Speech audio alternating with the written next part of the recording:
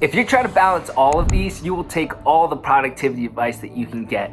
Over the years, I've consumed so much content and I found a lot of great things that have worked tremendously well for me. But for this video, we'll be switching things up a little bit and focusing on 5 productivity myths that I believe that if you're aware of, you'll be in a much better situation than I was. My name is Junyu. If you're new to the channel, welcome. And if you are returning, welcome back. I am super excited about this one, so sit back, relax, and enjoy the video.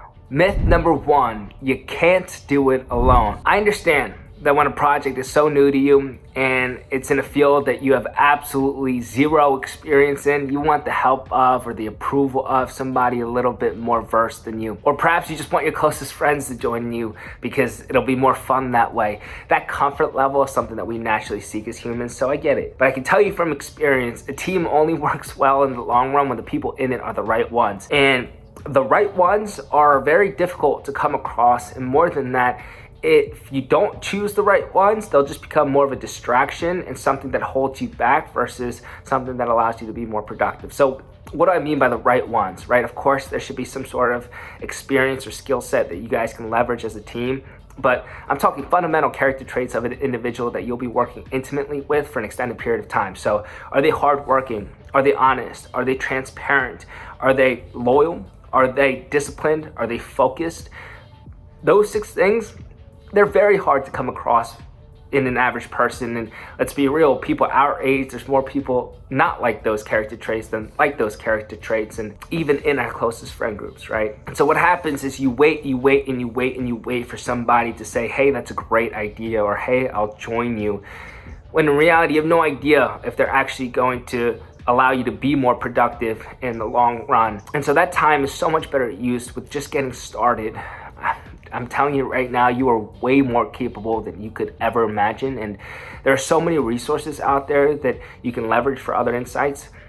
And the truth of the matter is, all of these experiences that we're going through at our age should be learning experiences, learning opportunities, and they can be. So yeah, it'll be more difficult when you're doing things alone, but you'll learn a lot more. And those nuanced skills you'll develop will actually allow you to be a better team player, to be a better leader down the line. So just get started. I promise you, you can do it alone for quite a while. And then of course, once you've built up a certain level of success, then yeah, build a team and delegate. But right now, trust me, you don't need the help of other people to get started. Myth number 2, perfectionism drives success. This couldn't be further from the truth, and it's a mentality that I struggled with for quite a long time because I used to be a perfectionist. I used to want things in its most polished form before ever releasing it. But what that actually did was make it impossible for me to ever be consistent, right? Because how long did it take me to do all those revisions until I deemed it perfect? A really long time. But were those things even important? Probably not. Were people going to notice it? Were people going to even have a problem with it? Or was I just getting into my own head, right? You have to consider, am I fixating on things that are going to move the needle? And if you can check the box and say, okay, these things are the most important things, these are the things that will actually move the needle, and I feel good about that, then just release it, right? Move on to the next thing.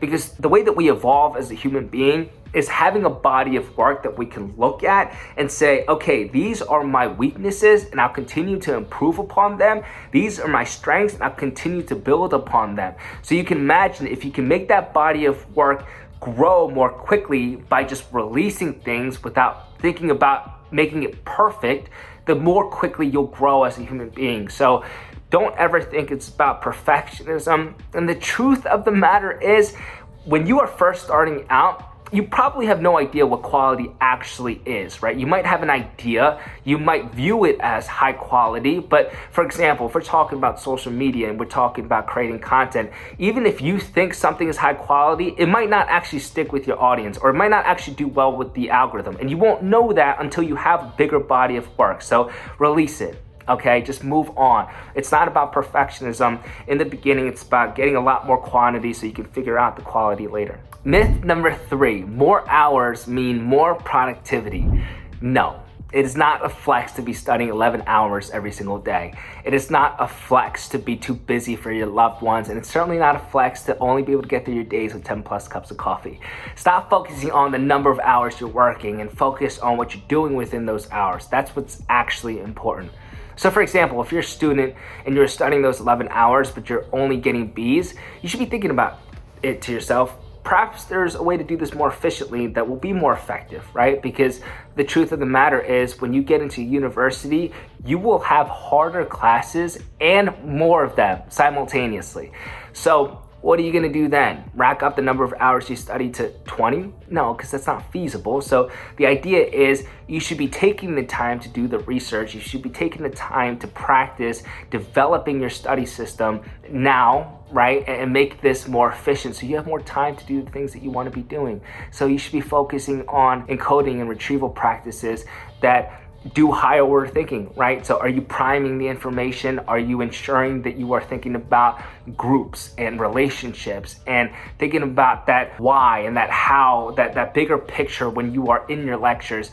Are you practicing with active recall and spaced repetition and interleaving? Those are really good techniques to start with, and you have to understand that that applies to every aspect, right? It's not just about school, but it's about your work. It's about how you approach projects that may be related to business or maybe related to your internships. You want to figure out not just how to do them well, but how to do them efficiently so you have more time for the things that you actually want to be doing. Myth number 4, no time for breaks. Neuroplasticity, aka how we learn, is a 2-step process. The first step being the more intuitive one, deep focus. So this is us going to our desk, opening up the textbook and doing the work. But the second step is actually just as important, and it is deep rest.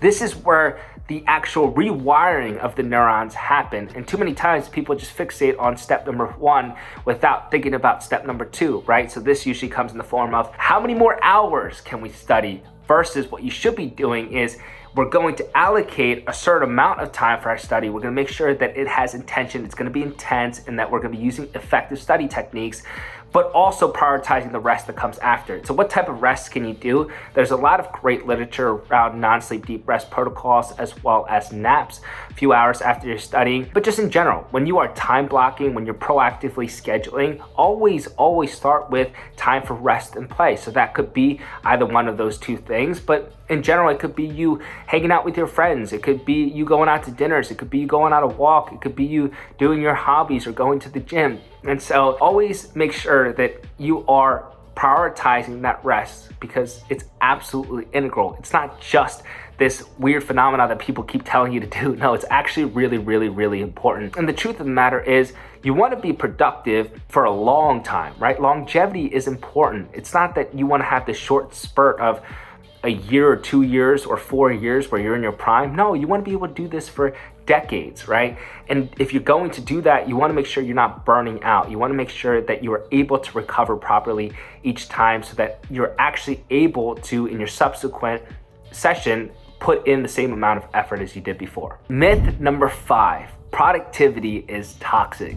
And I actually don't blame people for having this viewpoint, because I do believe there is an exaggerated version of productivity floating around on social media, and it can be unhealthy if pushed to a certain extent, of course. But we just talked about how it's important to prioritize rest and breaks and recovery, and in general, longevity. I view productivity actually as a form of self-care.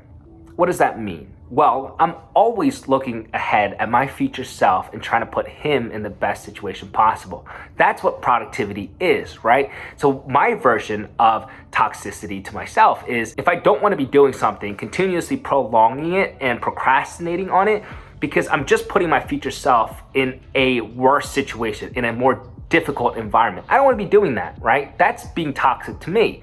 And so being productive is knowing that you're always going to have these things you don't want to be doing, but can you have these systems in place that allows you to be consistent, so that you can always be pushing yourself in the right direction forward, so that your future self is in a better situation, right? And so productivity is not toxic. It can be really healthy, and I do believe that people will benefit from being productive a lot, because you'll be able to realize your dreams. You'll be able to actually put things into action, not just be thinking about it. You don't want to be that person that is constantly making the same New Year's resolution goals every single year, right? Like, you want to be the person that actually takes action and makes a name for themselves, right? Productivity is important, and I believe it's a form of self-care.